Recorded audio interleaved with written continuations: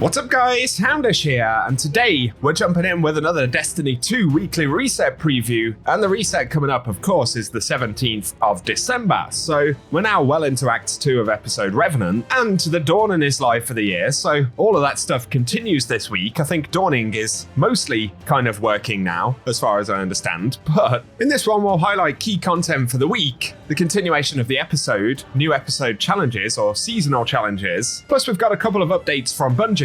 There'll be a new patch for the game this week. Additionally though, we'll talk about rotations, the Nightfall, featured weapon, key activities for the week, as well as featured raids and dungeons, farmable exotics, and everything else related to the gameplay portion of the reset this week. So, as always guys, I hope you enjoy the video and find it useful. If you do, get subscribed to the channel and I'll keep you posted with more Destiny content. But without further delay, let's get into it.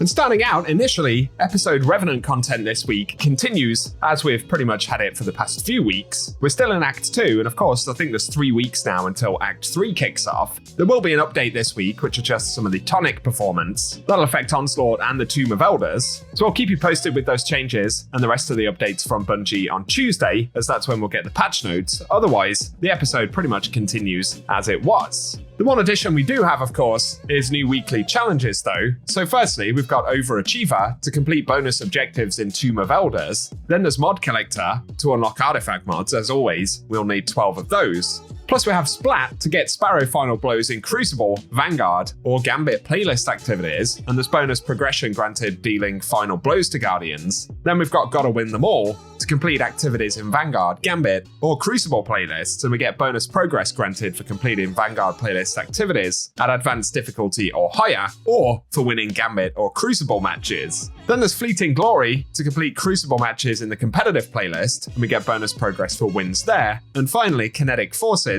to get final blows with kinetic weapons, and bonus progress granted once again for defeating Guardians. In terms of the featured Crucible activities, I have seen some questions as to why we're not covering that stuff. I'm not entirely sure of the Crucible rotations, they're a bit hard to detect, especially given that Bungie no longer highlight what we're going to see as featured content in subsequent weeks, so certain rotations, like the Vanguard, are pretty easy to follow at a certain point. But for featured Crucible playlists outside of Trials or Iron Banner, there isn't necessarily a set rotation, and that's why we can't always cover it ahead of the weekly reset. Just thought that was worth a quick mention. Outside of that though, the Dawning continues this week. There were quite a few bugs with the Dawning last week when it launched. I believe most of them have been fixed, but there are still a few issues with the Dawning. We are getting an update this week, so it's possible Bungie will have a few quick fixes in there, and I'll keep you posted again on Tuesday. Otherwise though, if you're working on picking up weapons, armor, completing challenges, whatever it may be, the Dawning will still be around for another couple of weeks. Otherwise, on the Pale Heart, we'll get a refresh, and that primarily includes a new featured co-op mission,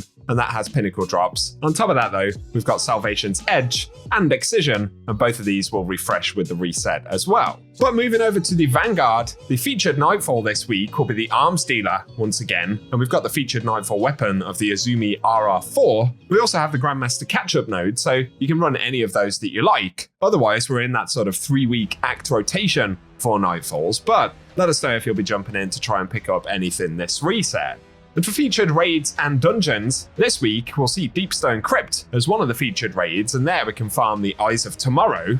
On top of that, the Legendary Loot Pool is completely farmable as well. And then on Neomuna, we have Root of Nightmares featured also, and here we can get the conditional finality, so a couple of nice raid exotics to go after. And otherwise, in the Legends tab, the Prophecy Dungeon will also be farmable this week, alongside Ghosts of the Deep, and here of course there's chances to pick up the Navigator on top of the Legendary Loot Pool, so some good exotics to chase if you are playing catch up, and let us know if you'll be jumping into any of those. The featured exotic mission this week though will be Starcrossed, and there we can pick up the Wishkeeper. It's crazy to think that's been out for nearly a year now, so either way, if you need those and the upgrades, you can dive in this week. But moving over to the Dares of Eternity, this week on top of the main loot drops, we'll see rotation 3 additional drops, which includes the Scatterhorn armor set and the Lightkin armor, as well as a bunch of weapons from Season of the Splicer, and some world drops from Forsaken as additional drops. And then for the Lost Sector rotation this week, firstly for Tuesday, at least the schedule says, Bay of Duran Wishes should be featured,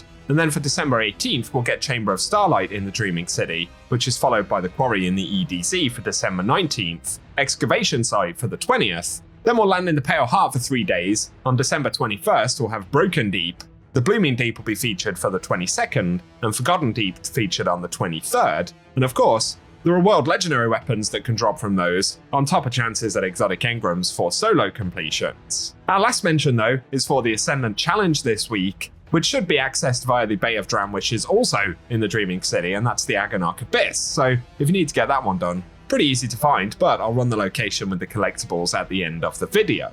Otherwise, for today, guys, that is what we have to round up for the weekly reset. So I'll keep you posted on Tuesday for patch notes, the vendor refresh, and any other updates from Bungie. Bungie comms should continue this week at a reasonable rate, so I'll keep you up to date with all the news. Of course, next week it'll be pretty quiet over the holiday period, but once again, we're only 3 weeks out from Act 3. Bungie have also teased some additional kind of mini pursuits that'll be dropping during Act 3, and then just 4 weeks after that we're into Heresy, and if you want a breakdown of everything we know about episode Heresy, I'll link a video down below. But if you've enjoyed this video, a rating really does help us out. Also be sure to get subscribed to the channel, and I'll keep you posted with more Destiny 2 updates. But otherwise, cheers for tuning in, and I hope you guys have an awesome day.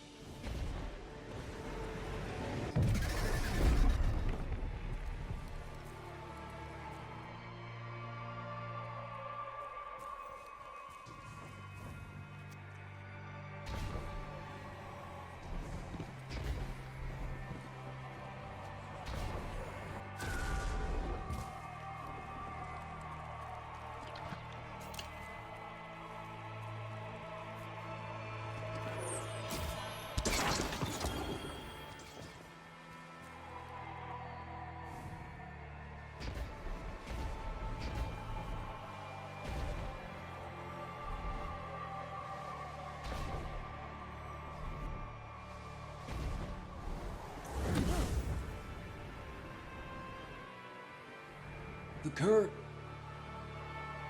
You're so deep into the web.